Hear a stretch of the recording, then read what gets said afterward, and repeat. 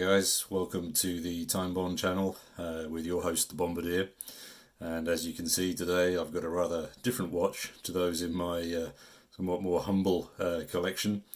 Yes, for those eagle-eyed amongst you, you will have spotted that this is a 1960 Rolex 1601 Datejust in rose gold. But I didn't win the lottery this week, and the watch has been lent into the channel by an esteemed and erudite friend, so massive thank you to him for allowing me hands-on with this rather precious piece of history. Okay, so I've never worn a Rolex in my life. No one in my family's ever owned one, so this is actually my first up close and personal with the brand. I know that the brand is highly contentious and many people have very strong views, but please can we refrain from sharing them here. This video is about something other than the brand and the issues with buying them through ADs, etc. I don't want to go into all that hype here. I don't know enough about it. I don't want to waste my life on it. There's hundreds of vids here on the tube about Rolexes, enough to keep all positions happy. I don't care. I've got other priorities.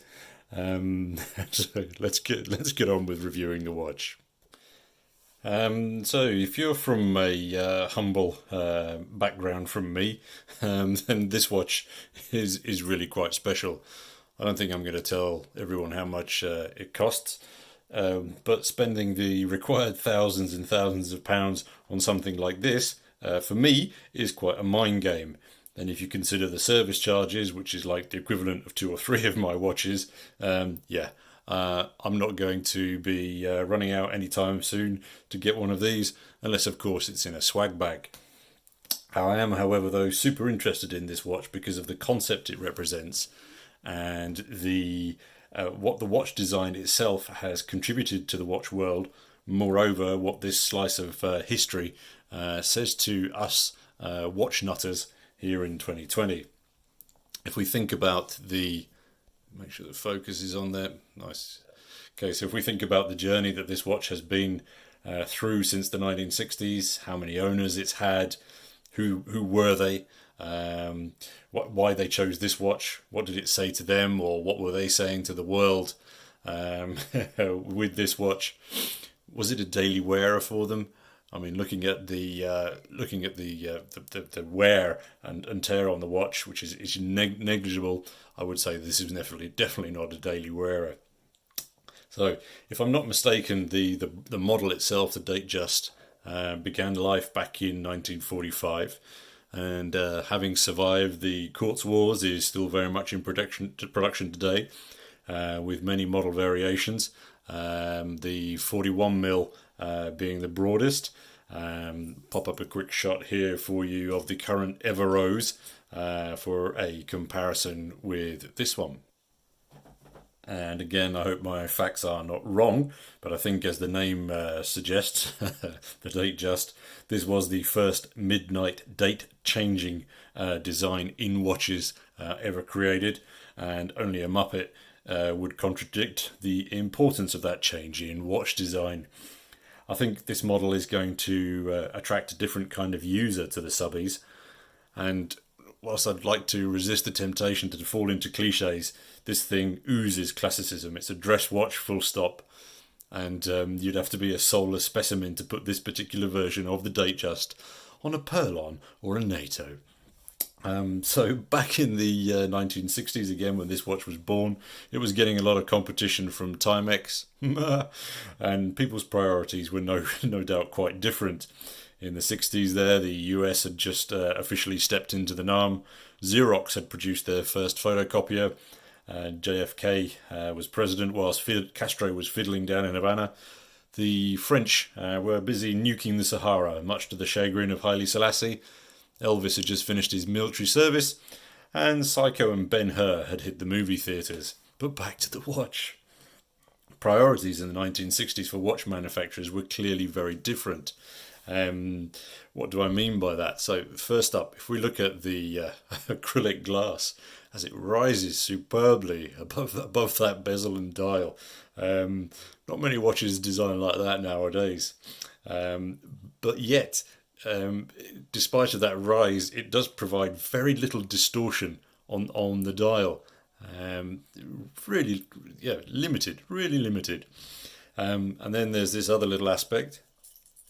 Yep, that jangly bracelet is quite unique. Many brands nowadays get absolutely slated for producing bracelets like these.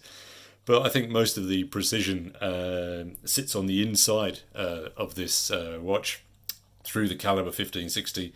Then again, I understand later upgraded to the 1570, being a higher frequency beat. But again, without being blind, you can see that the external quality itself and precision is highly evident. I think having had this watch for a short time, being able to spend a little bit of time with it, get to know it, the thing for me is that it exudes a calm reliability, the rose gold oozing a sort of warmth. Yeah, not the Pedia Pants sort of warmth, the other warmth. This oyster case is 36mm across, and just give you a profile shot there of those beautiful curved lugs dropping down end to end, make the fit on this thing quite sublime. As I mentioned before, the bracelet is quite unique. No adjustment options on there, so I'm guessing you're adjusting from down here. Let's just pop this open. If we're looking inside the clasp, you see we have this. Let me just make sure the focus is good for you. You can see we have this sort of double mirror Rolex branding swirl scroll. Quite pretty. Obviously, you're only going to be seeing it though when you pop open the watch. One thing I do find slightly unnerving is this little clasp branding on the end here. I mean, with my mutton clumsy fingers, I'm sure I'm going to be pulling that off from some rather heavy usage. Yeah, worrying.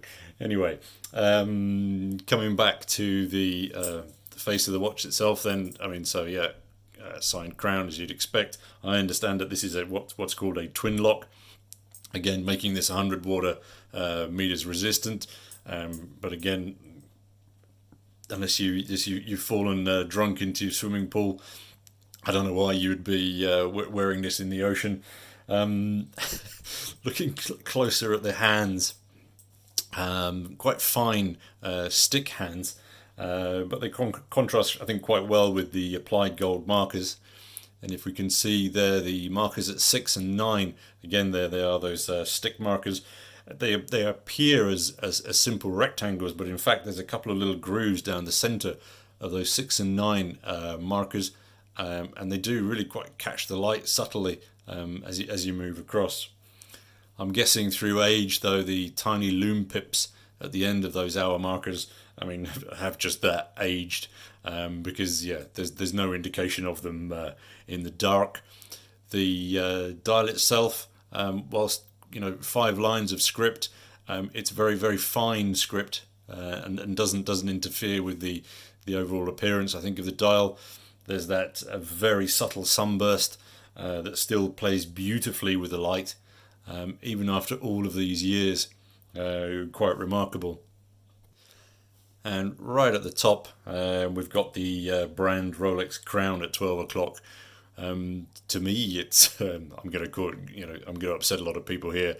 It's almost quite comical in some ways. I think it's got like a graffiti-like aspect to it. If you're familiar with the brand Stussy from back in the 80s and the 90s, then you'll get the reference. The bezel, fluted gold, which again I understand is defining of the 1601 series, and it sort of has a mirror effect of that fluting on the case back at the bottom here. Again, otherwise, pretty simple, clean case back here. The overall effect, I think, of the dial through that acrylic glass and the hands markers is quite complex. It's almost like a multi-layered effect. And then there's this cyclops. Sorry, I absolutely hate it. Personal opinion, guys. My apologies if I'm upsetting people or offending people, but yeah. I think the dial of this Datejust is aesthetically balanced beauty. And then there's this one-eyed Greek with astigmatism staring right up at me. It balloons the hands as they pass underneath. Meh, I'm not a fan. And then additionally, it adds quite a little bit of height, as you can see from the side, like a fried egg stuck on top. And for my perception, I'm either going to knock it off, or I'm going to get really bugged by all the dirt that sits around the edge on it. But anyway, not my watch, so perhaps an unnecessary concern. I think though that I have to admit, maybe if this was mine, and as I'm getting older, my astigmatism is going to be getting worse. I'd probably appreciate that magnifying aspect. I think to note though, the first models of the Datejust came out without the cyclops, and it was introduced in the late 1950s. However, again, as I say, I think it creates an unapologetic distortion, and it should bloody well apologise. Rose gold, for me, is a little bit blingy. But I think you can imagine a chap in his house coat, with his pipe and his slippers, sipping on a fine brandy, with this strapped to his wrist. I think he's clearly solidified his position in his social strata. There's a quick shot of a marketing image that I found from the time, and I think it quite clearly shows who they were pitching this watch at, the values that they wanted associated with the watch. I think most of us would probably agree that they succeeded. Again, this doesn't quite appeal to me, but it does clearly define an age. I reckon it would be cool to meet the first owner of this watch to find out what motivated them to choose this model and their life at the time, and the impact that this watch perhaps had on their life at that time. Time and the shift in design and consumer priorities since this watch came to life have been huge, and like it or not, many other brands are still looking to emulate Rolex. If we take Seiko's recent releases of the King Turtles and the King Samurais with their Cyclops and Bullseye, if that isn't emulation, I don't know what is. I think what I will do is I'll give you a quick wrist shot. Also to say that I've worn a 60-year-old watch that for many people is an absolute status symbol. First and last chance for me. I decided to put it on the wrist without the ink, because I think it might detract somewhat from the beauty of this watch. Actually, is that 36? Do you know something? I don't think it's actually that small. I think the lug design and the way the strap feeds directly into that, I think because they're quite small lugs, I think that doesn't actually fit that bad. All I need is a couple of £1,000. All right. Anyway, in conclusion, I think this Datejust, it's a timeless design that many people around the world, famous ones and not so famous ones, have chosen as their signature piece. I think if you like watches, you will easily appreciate the longevity of the Datejust and its impact on our current watch internals and externals. And it's certainly isn't rocket surgery to imagine that this model is going to be with us for some time yet. And no, I'm not going to ask you guys if we should going to be cutting the red wire or the black wire on this watch. For starters, it ain't mine. Anyway, so big thanks again to my friend for trusting me with this watch and for allowing me to do the review repass. I hope you guys have enjoyed this little slice of Rolex gold history.